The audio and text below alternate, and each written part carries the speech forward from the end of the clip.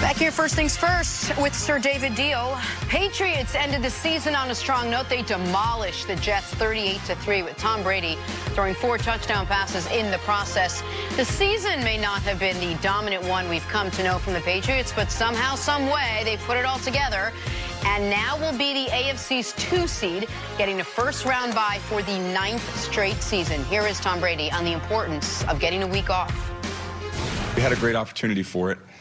And, you know, just glad we could close it out. So you'd hate to have that opportunity and not, you know, handle what we needed to handle. And just glad that we did. And just ended up being a great, you know, way to finish here. Won 2 games at home and against our division opponents after 2 pretty tough losses. But showed some resiliency, and we're going to need it going forward. We got certainly a lot of things to learn about ourselves, a lot of things we can improve on, and see if we can, you know, win a game here in 2 weeks. All right, David, we've been talking about this all season. This is not the same Tom Brady. It's certainly not the same Gronk. It's not the same offense. There's no more Josh Gordon. And yet here they are in very familiar territory. Do you think this team can make it all the way back to the Super Bowl? The only thing that is the same is getting no information out of these interviews out of Tom Brady and Bill Belichick. That's the only thing that's the same. I think when you look at this football team, especially on the offensive side of the ball, Gronk is not creating those one-on-one matchups that you think that he is going to open up for everybody else on the outside. And that's where it's really hampered, not having Josh Gordon on this team. They're going to have to find ways to get Chris Hogan and Philip Dorsett involved in this offense to open up things in the short and intermediate game for Julian Edelman and to stick with this ground-and-pound running game that they've been having. But for me, the big issue is it's their defense. When you look at their defensive side of the ball, there's nobody, number one, that scares you. There's nobody on an offensive side and offensive line where you're like, okay, we need to slide protections to this guy. We need to chip over there. That helps you offensively so much game planning for them because you don't have to worry about that. And when you think about the departure of Matt Patricia, this used to be a bend but don't break defense. They break now. And when you have an offense that can spread them out, make them either decide to go with a big nickel or a linebacker, that's where you can create those one-on-one matchups for your running back out of the backfield. But once again, widen out that defense and run right down the middle of them. Listen, I see Gronk running in quicksand. Yep.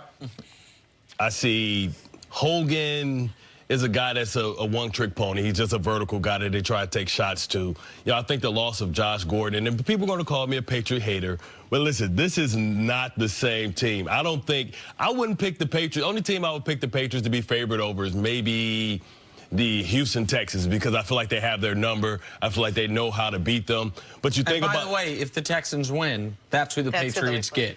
Like that, the best thing the Patriots have going for them is how it fell. Yes. Like that 11 wins was good enough for a 2 seed, which typically it's not. That the bracket fell to where I think a lot of people in the wild card round in the AFC think the Chargers and the Ravens are the most dangerous teams. One of them is going to beat the other, and unless the Texans lose to the 6 seed Colts, they will. It's the okay. Well, that'll change things. Then Chargers, Ravens, the winner goes to New England. Like that is what the Patriots. What the Patriots are hoping for is that the bracket holds, that the Texans win, and the Texans, who have lost in the playoffs to the Patriots twice, the 2 times they've played them in the playoffs. Like, I want to give the Pats credit for what they did yesterday, because I said on TV on Friday that if the Patriots play the way they did against Buffalo, the Jets can beat them. And they didn't play like they did against Buffalo. Instead, they dominated the Jets offensively and defensively. Also give the Patriots credit for this. They are the only team in the league undefeated at home this year. That's surprising that they're the only team in the league undefeated at home, but they are. They also have some quality wins. They went to Chicago and won. They beat Kansas City in an epic game on national television. First game of the year, they beat a Texans team that before it turned into the team it is now, and they beat Indy early, both those teams when they were struggling. So all that's true. I still don't believe in this team, though. I look at the rest of the AFC, and I know what every one of those teams does great. I know what the Chiefs do great. 3rd highest scoring offense in football history. I know what the Ravens do great. Run the ball, defense, time, possession. I know the Chargers have what you were talking about, guys you have to slide protection to. Both sides of the ball, like guys you have to worry about on offense and Keenan Allen, guys you got to worry about on defense and Joey Bosa and Melvin Ingram, not to mention Derwin James. I know what the Colts do great. It's Andrew Luck and protecting Andrew Luck. And the Texans, Nuke Hopkins is having one of the best years of any player in football, and they have a dominant pass rush. And the Patriots?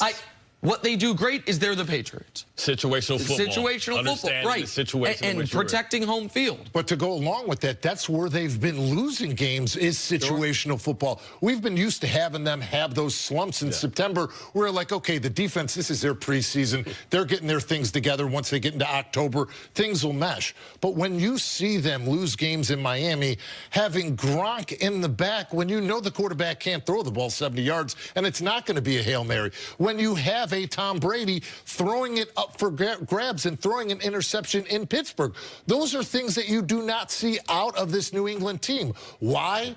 Because they do not still have the same confidence and swagger that they used to, where you would go up against them and you're like, oh, this is a scary moment. We're playing the Patriots. You don't think teams still fear the Patriots? They don't scare them not the same way. Iota. Because if you could put pressure on Tom Brady because of their offensive line and because they still have those problems in between the A and B gaps, which clearly came up in that Pittsburgh game with all the holding calls, he is not the same quarterback because he doesn't have the Wes Welkers, because he doesn't have the Randy Moss. And Edelman doesn't look the same either. Because those were guys he used to close his eyes and throw the ball to him, knowing that they knew exactly where to be at the right time. He doesn't have that same type of luxury right now.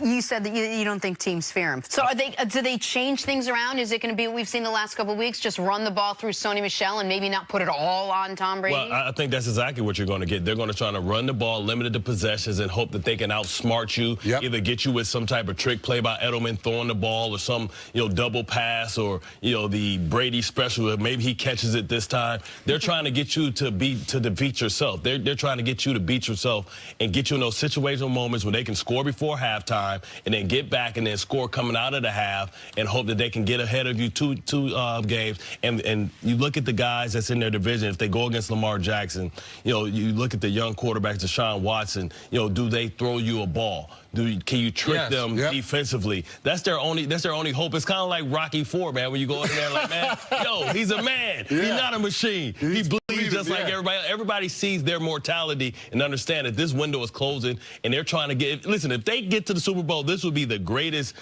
smoke and mirror show 100%. ever. They're 9-0 when they rush the ball for 100+ yards. They're 2-5 when they don't. Yes. They've never had a discrepancy like that, where when you're game planning against the Patriots now, if you have not the Jets team, but a legitimate team, you can say, if we take away the run, how can they beat us? The problem with the Pats has always been, you take away the run, no problem. Brady will kill you. Exactly. If you try to take away Brady, good luck with it. But if you can, they don't mind running the ball 40 times when they have to. This Pats team is limited. I understand they dominated the Jets yesterday. Defense is, first of all, I'm the only one here that gets paid to have to watch the Jets, so I had to watch every play.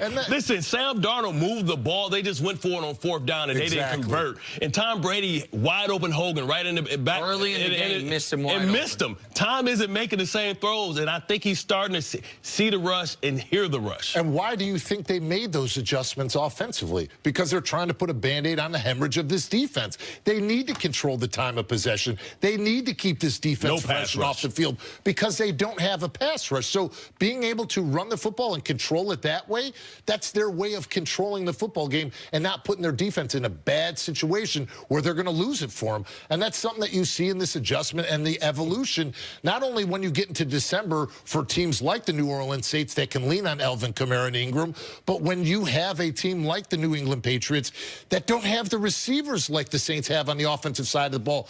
That's where Sony Michel coming back healthy. That's where letting this offensive line dictate the tempo of the games comes from, because if they don't, that's where, like we talked about, that Pittsburgh game, you're going to have holding calls, you're going to be in 3rd and longs, and that's not how this New England offense can function. Every indicator says it's a different team. Road record, overall record, Brady's efficiency. If you want to go silly, his number of Pro Bowlers. Every indicator says this is the worst Patriots team since the year Brady was out with an ACL. And yet? And listen, they won 11 games. They got the 2 seed. Tom's eating potatoes, though. You got to think of the division that they're playing. I'm convinced that he's off the nightshades. Okay. He's looking mortal.